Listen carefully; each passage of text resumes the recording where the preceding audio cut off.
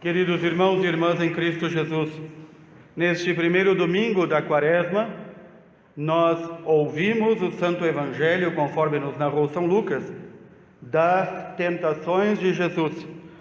As primeiras tentações e o início do ministério público de Jesus, após ter sido batizado no Jordão por João Batista.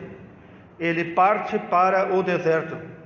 O deserto que, além de ser fisicamente deserto, também é símbolo da entrada em si mesmo, daquele momento de retiro. Por isso, quando nós nos encontramos, seja individualmente, seja em grupo, para rezarmos e fazermos uma introspecção, entrarmos em nós mesmos para ter um melhor contato com Deus e com a nossa consciência, também se chama retiro. Nós nos retiramos.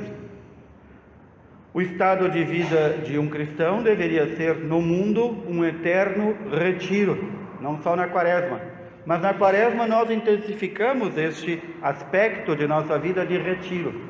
Retirar-se das coisas do mundo. Ver o quanto elas não são importantes para nós e ir descartando-as uma a uma, até o final da nossa vida. O Senhor vai ao deserto, guiado pelo Espírito Santo. Todo aquele que se retira e se afasta das coisas deste mundo é guiado pelo Espírito Santo, que quer gerar a verdadeira vida de Deus em nós e quer comunicar as graças de Deus em nossa vida, para que então, nós nos conhecendo como somos e como Deus nos conhece, nós possamos gerar verdadeiros frutos. Mais ainda, o Senhor nos deu o exemplo de, durante estes 40 dias e 40 noites, um jejum de todo o alimento, para então fortificar o espírito. Nós sabemos bem que quando nós damos demais coisas à nossa carne, o nosso espírito como que se apequena, ele como que desaparece. Por isso se vê tanta glutonaria, tanta comida, tanta bebida e tanta festa do corpo, faz com que as pessoas se tornem torpes, tontas, cegas do intelecto e, portanto, do espírito. Quanto mais nos desfazemos das coisas deste mundo, inclusive aquilo que nos é lícito como alimentação, mais nos aproximamos de Deus. Porque no céu, embora o próprio Senhor Jesus use o símbolo de uma mesa farta, não é comida que tem no céu. Não é comida para o corpo, é o alimento que é o próprio Senhor. Portanto, já vamos aqui na Quaresma, nos desapegando também dos excessos, e mais ainda que dos excessos, que não deveriam nunca existir, nos desapegando até daquilo que é lícito e que podemos oferecer ao Senhor como uma espécie de abstinência. O Senhor então é tentado pelo demônio. Todos aqueles que procuram fazer um caminho de deserto, um caminho de recolher-se a si e em Deus, são tentados pelo demônio. O grande santo São João Maria Vianney, patrono de nós sacerdotes, um dia alguém perguntou para ele por que algumas pessoas são tão tentadas e outras não sofrem tentação alguma. Ele disse, a frase talvez mais sábia que alguém já disse sobre este assunto, disse que aqueles que são tentados estão buscando a Deus e são de Deus. E o demônio não tenta aqueles que já são dele. Por que vai tentar? Porque vai perder tempo, já são dele. Portanto, a tentação faz parte da vida de um cristão.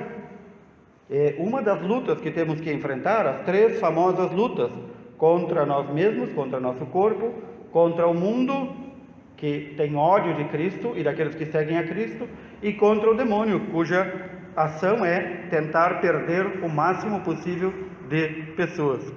Portanto, aqui também o demônio tenta Jesus. E por que Jesus deixou-se ser tentado? Porque Jesus, como que podemos dizer assim, quis ser tentado.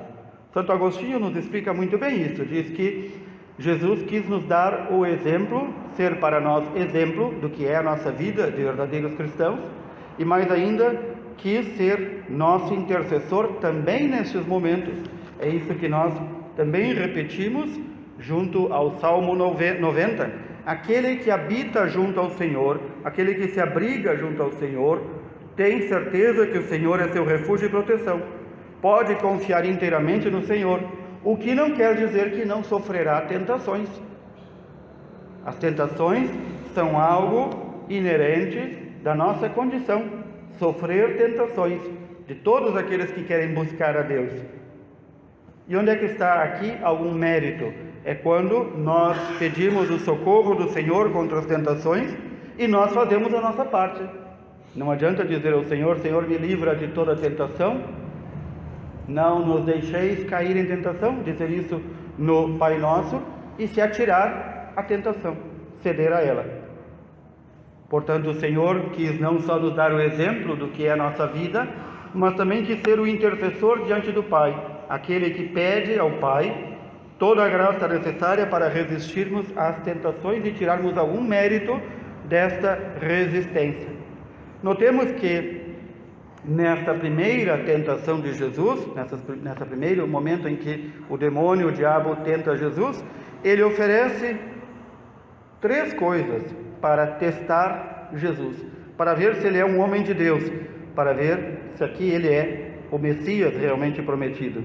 Primeiro, que as pedras se mudem em pão. Jesus estava aqui em pleno jejum de 40 dias. Que essas pedras se mudem em pão. Peça isso, manda isso, e essas pedras vão se mudar em pão. E então, Jesus, repetindo a palavra de Deus, diz: não só de pão vive o homem. Como é que diz o trecho? Não só de pão vive o homem, mas de toda palavra que sai da boca de Deus. Ou seja, aqui é um recordatório para nós que nós não vivemos para comer, mas comemos para viver. É muito diferente. Nós não vivemos para comer, nós comemos para viver. Portanto, aqui a primeira tentação de ser onipotente, de mostrar-se: eu posso e eu vou fazer. Uma tentação que aqueles que buscam o Senhor sentem muitas vezes também. Mais ainda aqueles que não se preocupam com Deus e com nada. Então estes se sentem já, se enganam, autossuficientes e todo-poderosos. Não precisam de nada nem de ninguém. E essa é uma das primeiras tentações do Senhor. Mais ainda, o demônio mostra ao Senhor todos os reinos do mundo e diz: tudo isso é meu, e eu dou a quem quiser, basta com que tu me adores. Não é assim que o mundo nos trata? Quando nós fazemos a vontade do mundo, quando nós muitas vezes, e aqui me refiro a pais e mães, quando sacrificamos a nossa família pelo sucesso profissional, ou pelo dinheiro, ou por um status, ou por ter coisas, não é assim? Nós estamos adorando ao mundo e ao Senhor do mundo, que é o demônio. Nós estamos dizendo: eu vou correr toda esta vida em busca de riqueza e poder e fama. Todos aqueles que até hoje buscaram poder, riqueza e fama, apodreceram e estão enterrados e são cinza e pó, igual aos que não buscaram poder, riqueza e fama. Mas aqueles que não buscaram poder, riqueza e fama e buscaram o Senhor, estes os aguarda a ressurreição para viver eternamente com o Senhor. Enquanto que aqueles que fizeram do dinheiro, do ter e do poder o seu Deus, estes, como o dinheiro, o poder e o ter foi o seu Deus, estes não verão o Deus verdadeiro. Mas ainda o demônio tenta, diz: se tu és realmente o Filho de Deus, atira-te daqui e tu não vai te arrebentar lá embaixo, porque os anjos do Senhor vão vir em teu apoio, teus pés nem vão tropeçar em alguma pedra. Notem que o demônio, muito sábio, conhece toda a Sagrada Escritura. E também nos nossos dias há muito doutor em Sagrada Escritura, saem por ano numerosíssimos de nossas universidades. Aqueles que sabem tudo da Sagrada Escritura, sabem citar os textos bíblicos, dizendo os versículos, os capítulos e tudo mais, mas não vivem. O demônio é assim. O demônio é como se fosse um exegeta, aquele que interpreta a palavra de Deus ao seu bel prazer. Também nos nossos dias, entre muitos teólogos, são os teólogos das tesouras. Pegam as tesouras e vão recortando aquilo que interessa. Tiram versículos, passagens bíblicas isoladas e vão compondo a sua teologia. E então hoje em dia a teologia é de tudo. A teologia de animais, a teologia feminista, a teologia do operário, a teologia de não sei o quê. Dizíamos até a teologia da caixinha de fósforo. A teologia para tudo. A verdadeira teologia, o verdadeiro saber e conhecimento de Deus, só se pode fazer de uma forma, e não há outra. É, como se diz, fazer teologia de joelhos, rezando.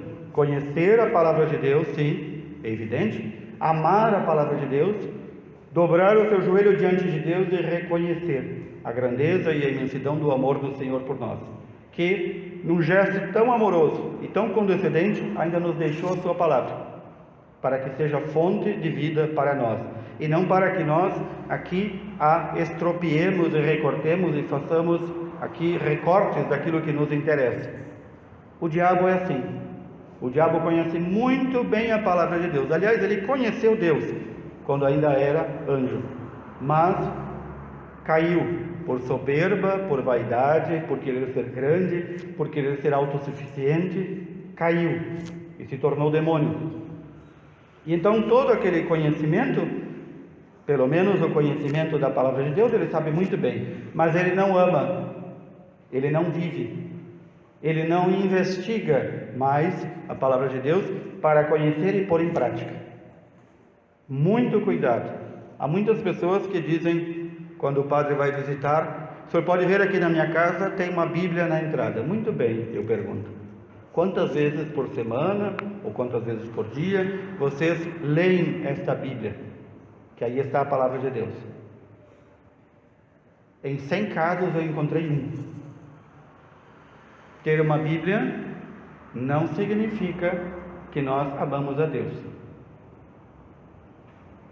O diabo conhece a Bíblia de cima a baixo, do A ao Z. Cuidado. Portanto, a Sagrada Escritura é fonte na qual nós mergulhamos e saímos revitalizados no amor de Deus. E então há esta tentação de mostrar-se filho de Deus, que o diabo faz a Jesus. Mostra aqui que tu é filho de Deus, te atira daqui e, se tu é filho de Deus, mostra para todos que tu é filho de Deus. Aqui os anjos de Deus vão vir proteger-te. Quantas vezes nós não caímos nessa tentação também? Quantas vezes? E cai mais ainda nessa tentação, a tentação de parecer, de querer mostrar-se aos outros, quando nós, de forma soberba, dizemos: como é possível que isso aconteça a mim, que sou filho de Deus? Como é possível que o mal chegue até mim? Onde está Deus? É a pergunta do ignorante, daquele que não conhece Deus. Há dias atrás, um sacerdote da Colômbia contava uma história muito interessante que ele viveu. Um casal disse: padre, nós vamos à missa, à sua missa, todos os domingos, sem falta. E lá, domingo passado, aconteceu algo muito estranho. Chegamos em casa, os ladrões tinham passado antes de nós e levaram tudo. E a pergunta deste senhor: onde é que estava Deus? E a resposta do sacerdote: estava na missa. Deus está na missa. Deus se faz presente onde nós estamos presentes. Deus não tem obrigação, Ele não é guarda para cuidar da nossa casa. O que está ensinando este sacerdote? Está ensinando que muitas vezes nós caímos na tentação de querer fazer Deus o nosso empregadinho. E assim também recorrer aos santos e santas, nossos irmãos da fé, que serviram a Deus durante esta vida e que nós achamos que agora estão a nosso serviço. E então chega aquela pessoa e diz a Nossa Senhora, a São José, a quem quer que seja: Se tu me conseguir esta graça, eu vou te dar uma vela deste tamanho. O santo não precisa de vela. Isso é querer usar, é querer fazer escambo, é querer fazer troca. Isso é querer usar de Deus a nosso serviço. E Deus não está a nosso serviço. Nós é que fomos postos no mundo para servir a Deus e servir aos irmãos. E então aqui vem a tentação de parecer. Quantas vezes nós queremos parecer melhor que os outros? E querendo parecer, nós nos auto-enganamos e dizemos, realmente, eu sou melhor que os outros. Podem cuidar, geralmente quem quer parecer mais que os outros, começa a frase assim: eu não sou melhor que ninguém, mas isso e aquilo que o outro faz, eu não faço. É o soberbo se disfarçando com uma palavra perfumada, bonitinha, que parece humildade. Eu não sou melhor que ninguém, mas essas coisas eu não faço. É como um colega do seminário, que estamos um dia falando sobre humildade, e ele diz, uma coisa é certa, eu aqui sou o mais humilde de todos. Eu aqui sou o mais humilde de todos. Não sabe o que significa humildade. Eu aqui sou o mais santo de todos. Eu aqui sou o que mais faço pela minha comunidade. Sem mim essa comunidade não existe. Idiota, estúpido, ignorante. Todos nós somos dispensáveis. E vamos virar cinza e pó, como bem ouvimos na quarta-feira de cinzas. Faz bem aquilo que se faz e bem aquilo que o Senhor mandou te fazer. Mas não te vanglories. Muitos que se vangloriam caem, como o diabo. E portanto essa tentação de aparecer, de se mostrar, também esteve presente ao Senhor. O que o diabo está dizendo aqui a Jesus? Mostre a todos, a começar por mim, que tu és filho de Deus. Quantas vezes Jesus não ouviu essa tentação e este pedido? Quantas vezes seus discípulos, irritados com o povo que ouvia e não aprendia as coisas de Deus, dizia: Senhor, vamos pedir fogo do céu para queimar essa gente. É aqui a tentação de mostrar que temos poder, e que podemos, e que nós queremos, e que todos se devem dobrar ao nosso querer, ao nosso poder e à nossa vontade, e ao nosso parecer. Essa tentação, que foram as primeiras tentações do Senhor, vão acompanhar. Por isso, São Lucas diz, terminada aquela primeira tentação, o demônio retira-se para retornar no tempo oportuno. Não pensem, queridos irmãos e irmãs, que o demônio só retorna lá no Jardim das Oliveiras, na última noite do Senhor. Ali sim, a tentação foi grande de abandonar tudo e desistir de cumprir a sua missão. Mas a tentação foi durante toda a vida do Senhor. Portanto, não estranhemos que na nossa vida também a tentação nos persiga durante toda a nossa vida. Se nós tivermos a santa vontade de fazer a santíssima vontade do Senhor, a tentação vai nos acompanhar toda a vida. E aqueles que se vencem a si mesmos, vencem as tentações, vencem o mundo, vencem a carne e vencem o diabo, estes realmente são os verdadeiros vencedores. Por isso, São Paulo nos disse, não basta aqui confessar com a boca, não basta aqui confessar Jesus com o coração, é necessário também demonstrar isso, porque boca é muito fácil, a boca fala muitas coisas, coração nós não vemos, só Deus vê.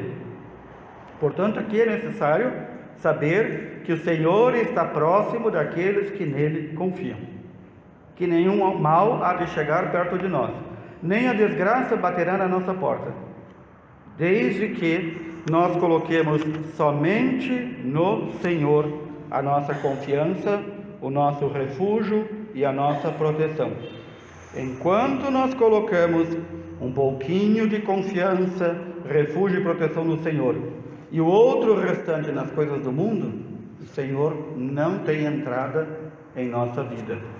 Que o Senhor, então, nos eduque, nos ensine a amá-lo cada vez mais. Assim pedimos ao Senhor. Louvado seja nosso Senhor Jesus Cristo. Para sempre seja.